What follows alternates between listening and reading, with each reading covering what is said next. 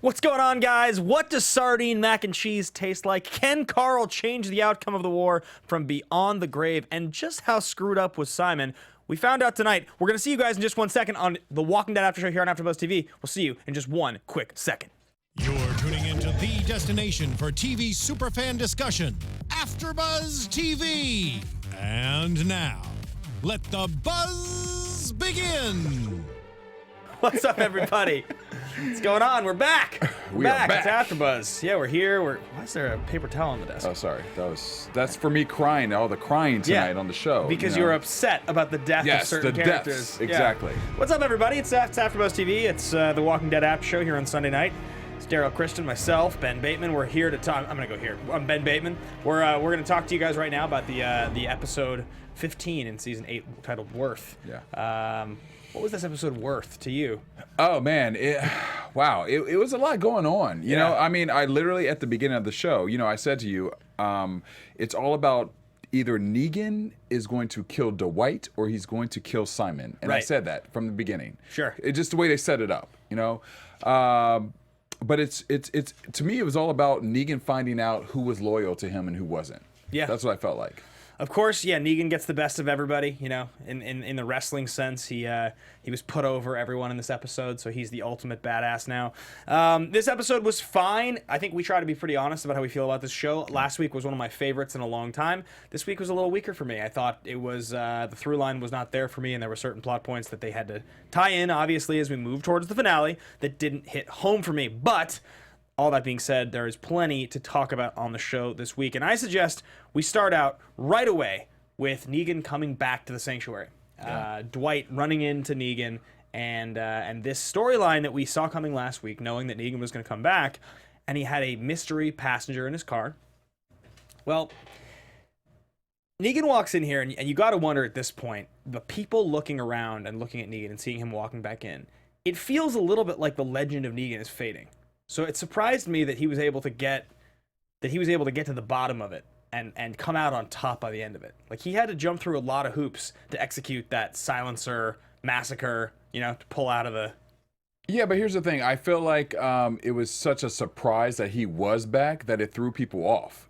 So his team off so much because they didn't know where the hell he was, and they were trying to figure that all out. I actually think that the fact that he jumped back in, people were like, oh, snap, like this dude's back, like you know what I mean, he's our leader, Yeah, I mean, I guess everybody in this post-apocalyptic world is kind of looking for their leader, and that's the big deal, is that if you have like a really intimidating, menacing leader like Negan, and he comes back, I suppose maybe it's easy to just get back on board with him, but like, he kind of got defeated and Simon was the guy. So, Negan comes back, he has these kind of cryptic conversations with Dwight. Now, from the first one of those, you're sure, right? You're sure that Negan knows? Which part? Like, he knows that Dwight is a traitor.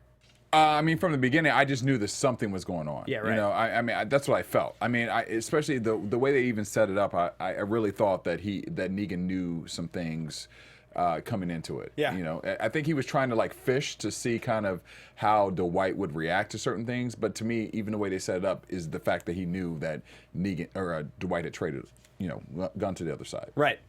Yeah, I agree.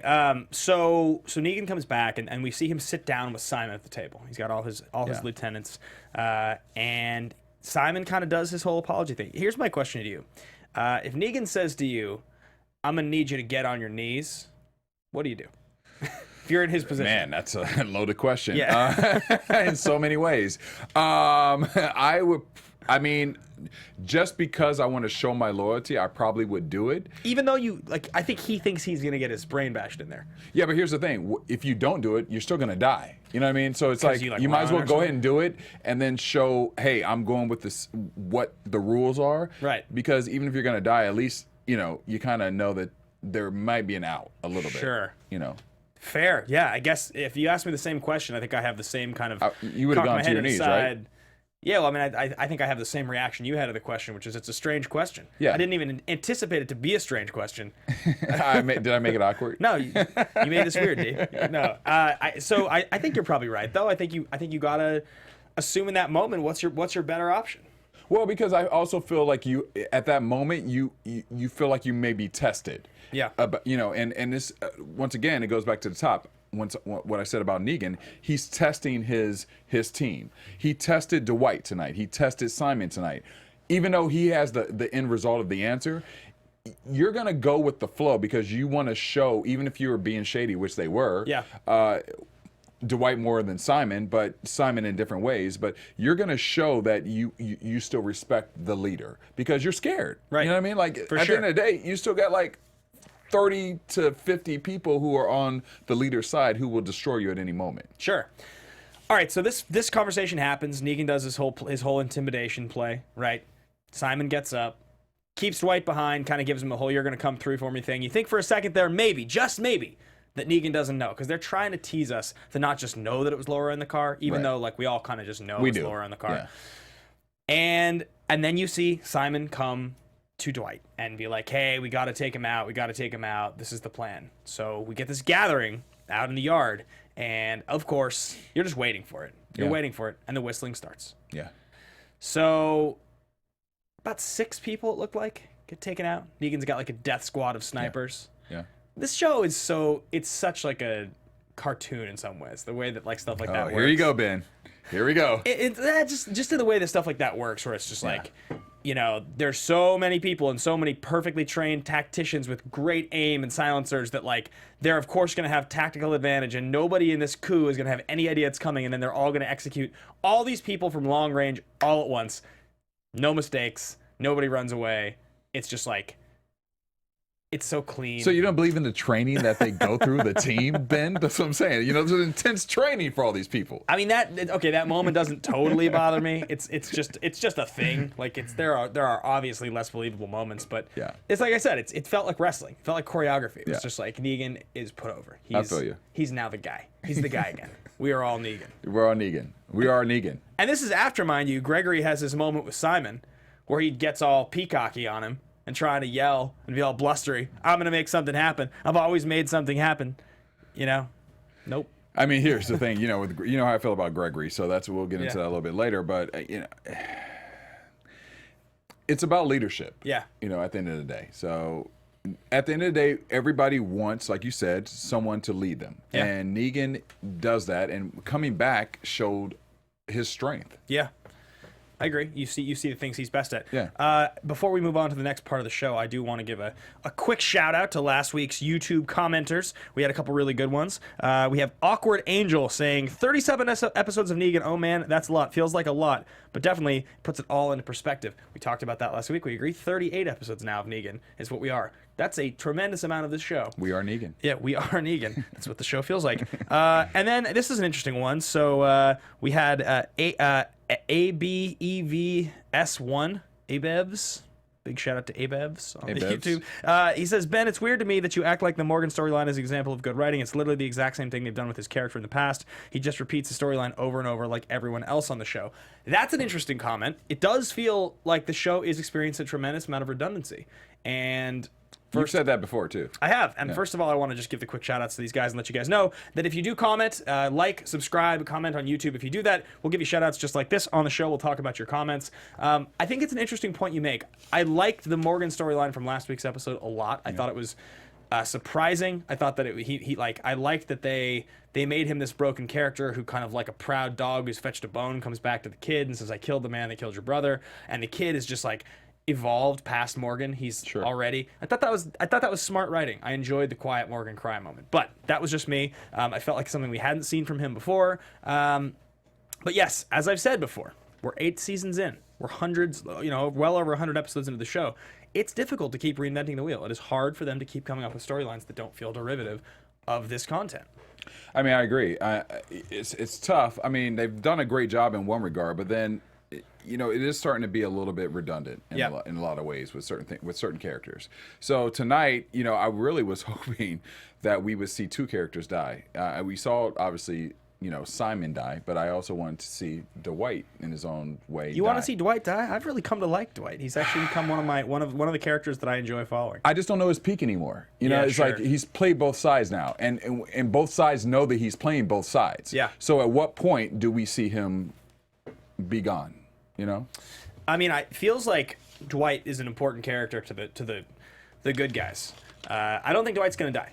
We can talk about that in predictions a little later. We'll get to predictions and comic book spoilers later in the show, but when we get there, I will expound on that, why I don't think Dwight's going to die. But we do get a Simon death. The Simon fight that happens, it felt like watching that fight between Simon and Negan in a much, much, much less awesome way, because I'm comparing it to something great here. Sure. It felt a little bit like watching Bane versus Batman in Dark Knight Rises. I love that. Love that right? reference. You know that scene? Yep. And because you saw the people watching, and it's like the inevitability that Negan was going to win was just like everyone knew. And it's that same scene where Batman's fighting Bane, and all his henchmen are watching, and they look like almost repulsed watching, because they're just like, he's going to beat you to death. That's what he does.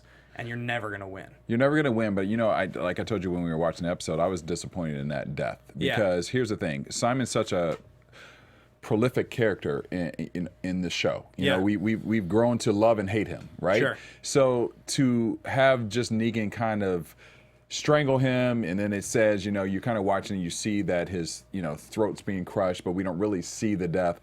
I wanted something more dramatic. I wanted a head cut off. I wanted, something. I don't know. I just felt like it was a little anticlimactic for as much prominence he has in the series. The whole Simon being a walker thing didn't do it for you. No, it didn't. It was like, even that, I was like, I want a little bit more.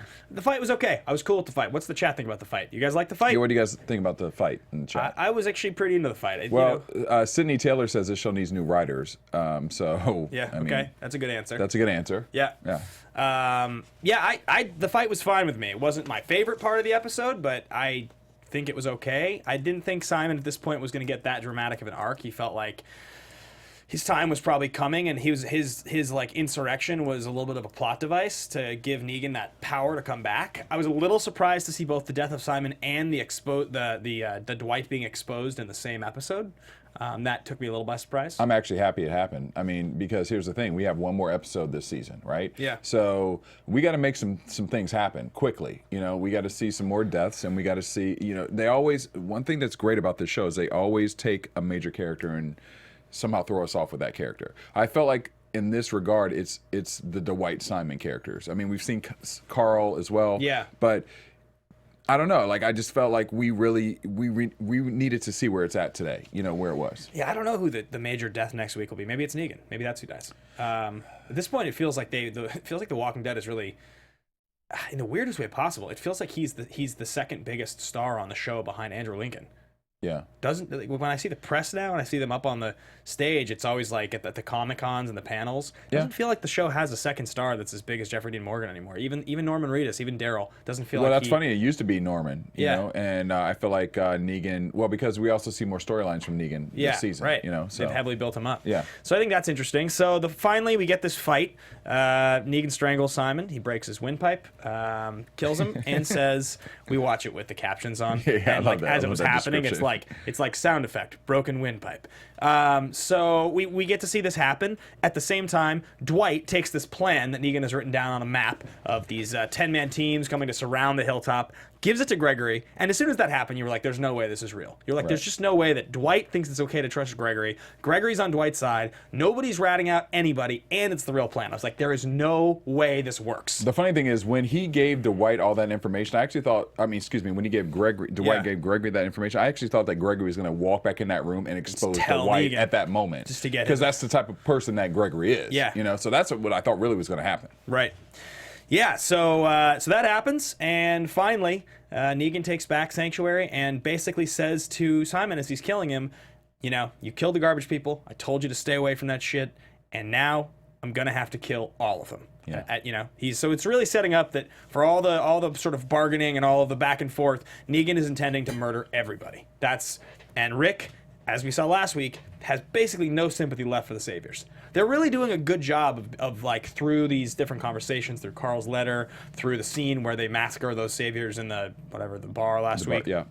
That, like, both Negan and Rick are on this collision course of just like, take no prisoners. We can try, but at the end of the day, I'm going to kill you or you're going to kill me, and that's how this is going to end. Do you think that Negan came back wanting to show his authority even more and improve who he was to scare people so they wouldn't turn on him? Because he knew about, obviously, you know, the two we're talking about, you know, Dwight and Simon. Do you think that he came in and said to himself, I'm going to show all these people that I'm still the man in charge? 100%. And I also think that when he fought Simon, he was like, the reason I'm going to have to, you know, he uses the old Michael Jordan line, if you want to be the man, you have to beat the man. I love that. I think that, like, he did that because he was like, I need to show these people. It's not about me saying get on your knees and killing you with a bat.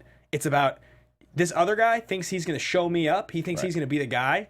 Right? All right, fine. I'll have my death squad kill all those people, and then I'll beat him to death in front of everybody. Yeah. Because that's what happens if you mess with me. Yeah. So I think that's what Negan had to do.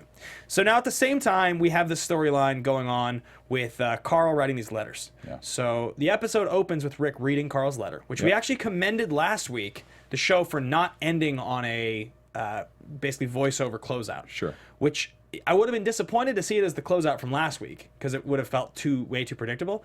I was actually okay with it this week. Opening the episode on it felt to me like a more interesting plot device. It sets the tone for the episode, whereas the last week it would have felt like a little bit like an epilogue, like closing thoughts for Carl. You know, Chandler Riggs gets to say his goodbyes to the show. Like, that's a way more played out way of doing it. I think the voiceover starting this episode and then ending with the other letter written to Negan, I thought was cooler. What did you think? I agree with you, actually. The fact that, here's the thing, let's be honest about this. I mean, Rick is going to be dealing with this forever, you know? And it's not a quick fix. It's not a quick emotion that he's going to get beyond, you know? So the fact that they're lingering it on different episodes, it's real life, you know?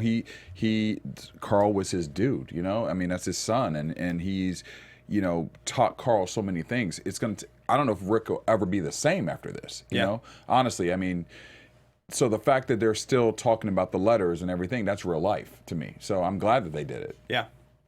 Fair enough. I thought that the letters were great. I think that they proved a point. I thought that the message behind the letters was really important because it informs you that neither of these characters has any interest in this, like, idealistic, peaceful, we can save them all sort of thing. A couple things that Carl says in the letter to Rick are really interesting. He says to him, basically, you can save these people. It's not too late to save these people. You know, they're not all the worst, right? These are workers. These are family people. They're just in too deep. And so he's trying to urge Rick to kind of show some sympathy. Kill Negan. You know, he says, I wanted to kill Negan, but he's like, you know, don't just massacre everybody. There's a way out of this. You can start over. And then he says the same thing to Negan, basically, which is you can start over. It's not too late for you. And you can see how those two people respond. You know, Michonne, it showed her friendship to Carl, right? Like, for her to go out of her way to get in touch with Negan. I mean, it's dangerous. And read in the letter. Yeah, I mean, kind of. It's just a walkie-talkie. I mean, I guess she has to be kind of in range. She has to be in range. I mean, you can't be too far, you know? And the fact that she still was able to go over there and get close enough to give those letters. I mean, I know, you know, she loves Carl.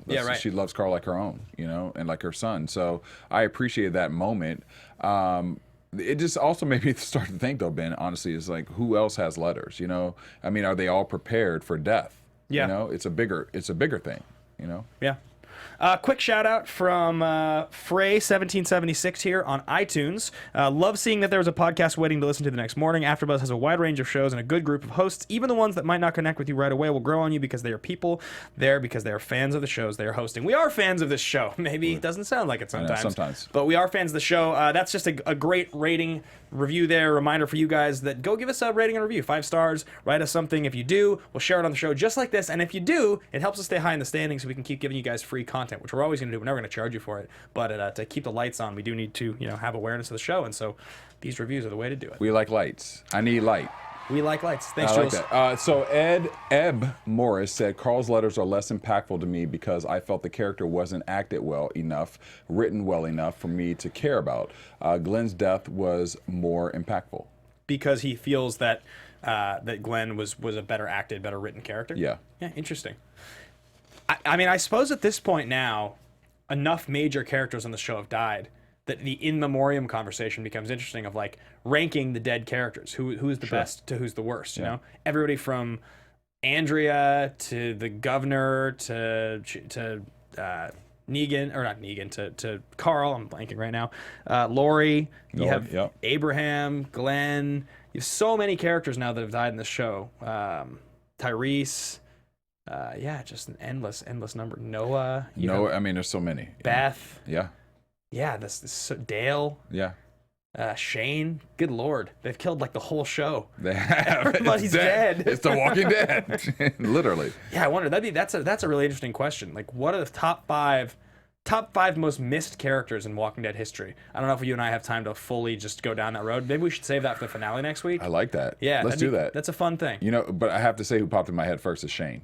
Yeah, Shane. I just have to throw that out there, and then we'll finish it next week. Oh, Dalton Farine. Yeah, love Dalton Farine. Dalton Farine said Shane. Shane, yeah. People love Shane. Yeah. And John Bernthal is the actor of all those actors that has really gone on to... He's like a movie star. He's having like a real career right now, outside of just TV, so it makes sense that he would be... And Meryl. Yeah. And say which one? And Meryl. Meryl? Yeah, Merle. Oh, Merle. Yeah, sure. So that was my Ohio accent. That's true. Yeah, Merle. What's his? Michael Rooker. Yeah, he's Michael kind Rooker. of famous before the show. True. So all right, that's the letters, and there's a couple other little plot points in this episode. There's Eugene gets taken captive by Rosita and Derrial from the bullet making factory after like flexing in front of Gabriel. I hate Eugene. Why is he still alive? He I'd rather actually see Simon alive Yeah. and Dwight alive before I see Eugene at this point. You know how I feel about Eugene and Gabriel. Yeah. You know, it's either I got to take one or the other. Sure. And Eugene, to me, honestly, once again, he pissed me off tonight. Me you too. know why? Because when Rosita and Derrial came, you know, and took him. Yep. If you look at his face, Yeah. the fear in his face alone upset me. But the fear, this is the whole point. Man of this. up. Yeah, Just I know. man up. Dude, I agree. But the whole point is his fear of death and his keen sense of survival is what makes him an interesting character. And it's Is he interesting though? Well, is he really? It's all illustrated in tonight's episode. That's the whole reason that we have what happens tonight. Is they set a plan, they kill someone, they take him captive. He uses his ingenuity to vomit all over Rosita so he can run away. She's taken aback. He's still lovable enough. She doesn't want to shoot him right away, but then she kind of loses it. She tries to shoot him. He hides in some dirt, makes his way back to this bullet making factory, and is like, "I will not be defeated. I need more sardine mac and cheese." I love that you're doing the voice right now. And you know what? He's a survivor. I hate him. I can't stand him. I think he's gonna die next week. But I don't even know. AKA the oops dish. What do you call it? The oops dish. oh yeah, that was a good one. That was great. Yeah, He had a lot of good one-liners. I will give him tonight. He had a lot of great one-liners. Takes me back. Yeah, that was funny. I thought that was really. He still provides some good, solid comic relief in this show. I actually sometimes wonder, do people, you know, does the audience understand what his one-liners are? You know what I mean? Because there's so many. Yeah, right. And I'm like, I literally wrote down, does the audience understand what Eugene is saying? Yeah. Do you? Yeah, I get Okay. it. I mean, I always get it. It's always, you know, he strings together a bunch of interesting nouns and verbs and Sure. Adjectives. He just uses his vocabulary. Right. So anyway, that all happens, and he's talking about making bullets, and Gabriel's crying. You know, he doesn't want to make bullets. He just was trying to make them so they didn't work. He's like blind now, basically. And yeah, Eugene sucks. Well, Khalid A said, I grew to love Eugene's character, hated him at first, but loved him since season 6. Really, Khalid? Wow, season 6. Like, that's going back, bruh. I think that there's something to love because, like I said, if you can get past the fact that he's a coward and you can just say, like, he's a more interesting and unique character, just in the sense that he's smart and he'll kind of do anything he needs to survive. He'll play both sides. But I wouldn't trust him. No, of course not. But if I'm Negan, I'm not going to trust him. If I'm Rick, I'm not going to trust him. Yeah. I need continuous loyalty in the sense of I need to know that you're not going to flip it at any moment. Yeah, and he's trying to use his, he's trying to sell out. Not sell out, but like criticize Rick's decision. Sure. He's like, this is all happening because of Rick. You know, Rosita got real. I think she should have hit him with the butt of the gun when she was yelling at him. I would have liked that. I thought that was a missing. I thought that was a missing moment that she should have cold cocked him. Yeah. Because I think he's scared, but I think he needs to be scared of death, and I think he still thinks he's safe with them. I agree with that. Yeah. He needs a little shake up a little bit. What do you think about him vomiting on her? I mean, clever move by him. It's a strong move. I mean, the vomit moves even the build up to time. that, you know, works. Vomit works every time. Because you're like, does he have a bullet or a razor blade in his mouth? Exactly. What's he got? Yeah. Nope. I just wish she had shot him in the leg or like Yeah. on the arm, something, you know. So Would you have been satisfied if he was just running away and she just killed him, shot him in the I back? would have been very happy. Just that's and how then he- cut his that's- mullet right when she killed him. That's how he ends. That's how I wanted to go. Yeah. She kills him and cuts the mullet. Sure. So, it's a good ask. It's a good ask, Christmas, right? Christmas wish list. So RJ HOO says Eugene is a big guy. Don't want to be carrying him around. Yeah. I agree with you on that. We don't want to carry him around. He's a big Yeah. dude. That hair alone is a lot of weight. It is. It is. All right, so let's talk about the redheaded stepchild, so to speak. Sure. No offense to gingers, but the term works for the Aaron scenes that happened tonight. What the hell was going on with the Aaron scenes? Honestly, I didn't love this episode, but this is the one part of the episode that was just a straight up, what on earth is happening? I remember Enid and Aaron going to Oceanside. I remember Enid killing Natanya. I know that the women of Oceanside hold it against them, but I don't remember how Aaron ended up lost and alone in the woods. Yeah, we haven't seen him in a while. Food or water, yeah. and also just the whole honestly, this was one of those things where it was I feel like they shot scenes and they're like, okay, so these aren't very good, but we can make time for about 55 seconds of this. Sure. He's going to need to give an inspiring speech to the women of Oceanside to get them involved so that they'll go fight against Negan, because that's going to be the big moment in the finale, when they show up and they're helping fight. Yeah. So we have to show this, even though we don't want to and no one really cares, but we have to show it.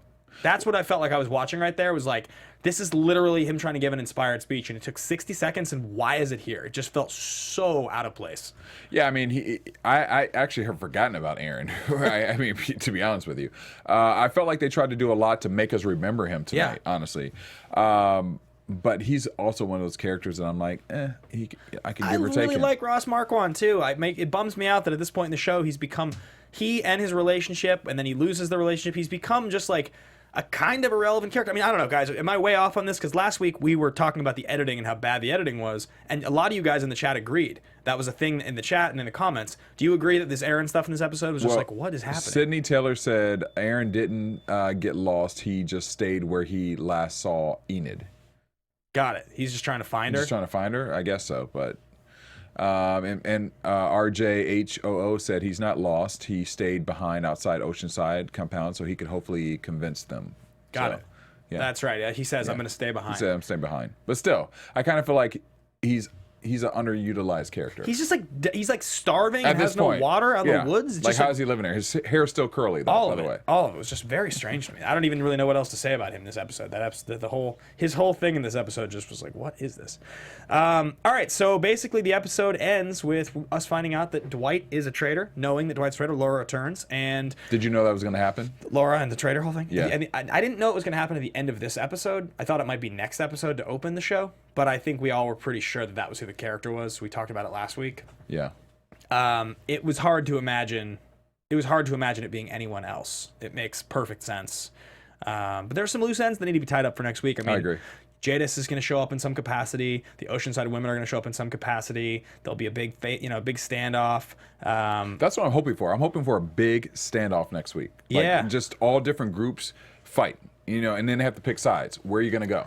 I read an article on Forbes this week talking about Walking Dead, and they were saying that the dropped ratings, because at this point we have less than half the viewers that we had at the peak of season 5, that a lot of it is just attributed to cable ratings across the board, that it's almost not even relevant to the quality of the show, because people have different opinions. Some people think that season 4, 5, 6 are the best seasons.